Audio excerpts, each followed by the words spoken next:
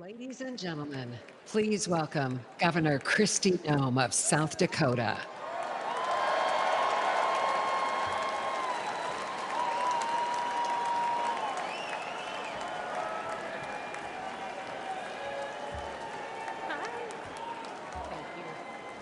Good evening.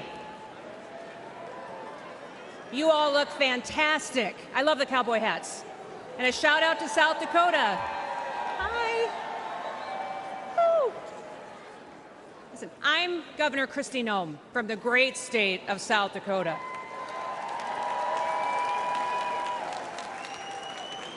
Leadership has consequences.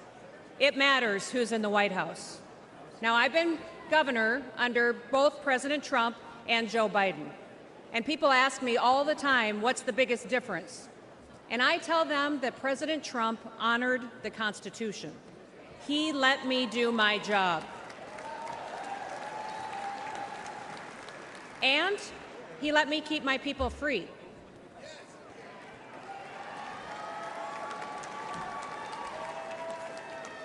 Now, leadership on the state level, it matters too. It certainly mattered in South Dakota. I am so proud to say that South Dakota's strong economy has been a beacon of freedom for America. Most of you probably first heard about me during COVID, didn't you? Because South Dakota was the only state in the country that stayed open for business.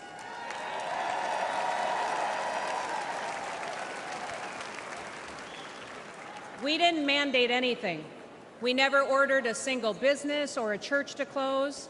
I never even defined what an essential business was, because I don't believe that the government has the authority to tell you that your business isn't essential.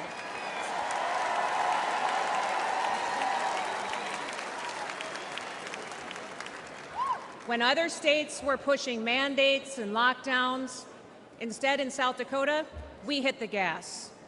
We embraced liberty.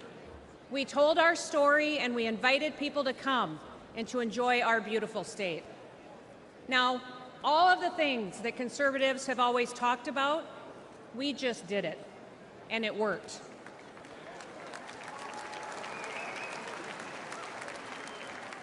Our economy took off, and since I've been governor, we broke the national record for the lowest unemployment rate in American history at 1.8%.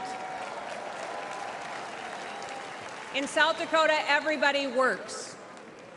We paid off state debts and bonds. We fixed dams and bridges. We built roads. We have a fully funded pension plan and a AAA credit rating. We broke records for surpluses, and we balance our budget every single year.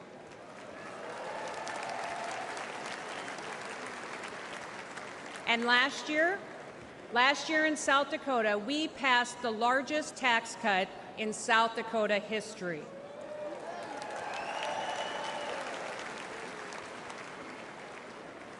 Under my administration, incomes in our state have gone up 36%. Women-owned businesses are thriving. We also have the highest birth rate in the nation. People are having babies because they're happy.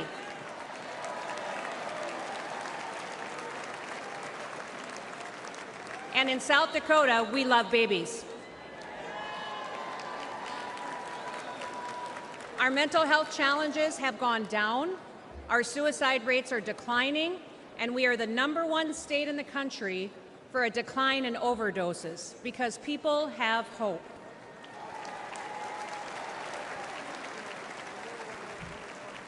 We're growing so fast that we needed more workers to catch up. So we launched the most successful workforce recruitment campaign in the history of South Dakota. And they have come by the thousands to join us and to live with us. Do you guys remember those ads when I was a really lousy plumber and a really terrible electrician? Do you remember those? Well, since we started those ads, we have seen a 78% increase in licensed plumbers in the state of South Dakota. We've seen a 44% increase in electricians in our state. Now, people aren't moving to South Dakota for our beaches or for our beautiful January weather. They are moving to our state for opportunity and for freedom. And all of this happened because our people were bold. We took action, and I was strong. Now, South Dakota proved that freedom will make America wealthy again.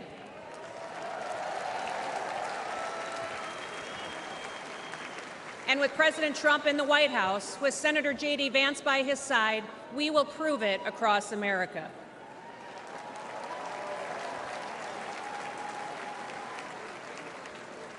Listen, 2 days ago, the whole world changed. Evil displayed itself in the very worst way, through a cowardly act. An innocent American lost his life, and we will continue to lift his family up in our prayers every single day.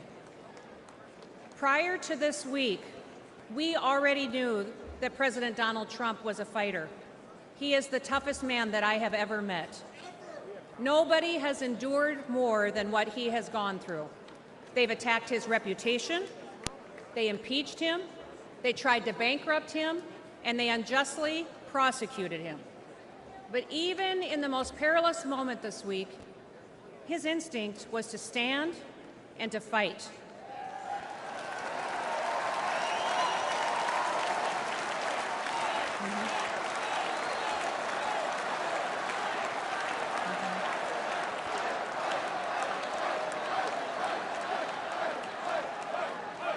Donald J. Trump is our man in the arena.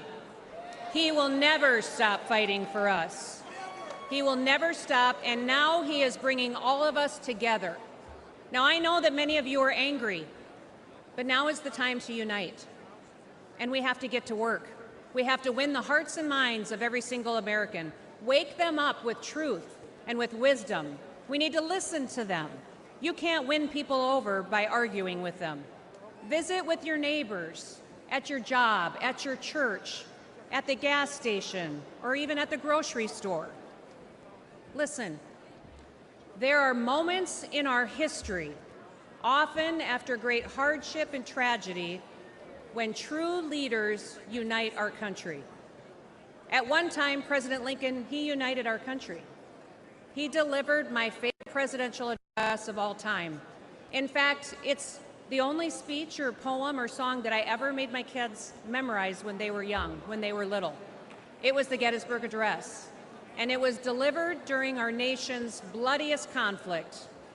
That speech so inspired people that they continued to fight for years, and they lost loved ones in order to preserve this union we call the United States of America.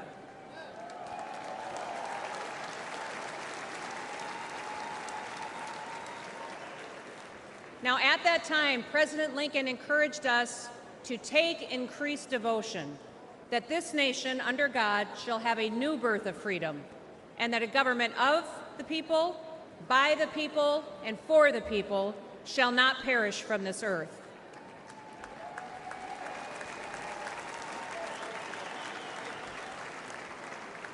Like Lincoln, in the midst of our pain and division, Donald Trump is calling us to be touched by the better angels of our nature.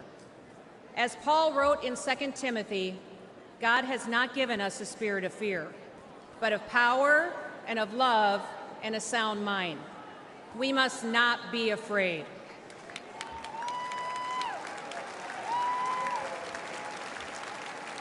Even in our darkest days, we have never once given up hope. So don't quit on America. If we lose this country, where else will we go that provides more freedom and opportunity for our kids and our grandkids? And I've got 3 grandkids, and I'm counting on a whole lot more. And yes, democracy can be messy, but there is a great invisible strength to a people's union. We have shown the world that we can endure sacrifice and that we can still unite. We should still aspire to be worthy of this union, America. President Donald J. Trump is the leader we need for such a time as this.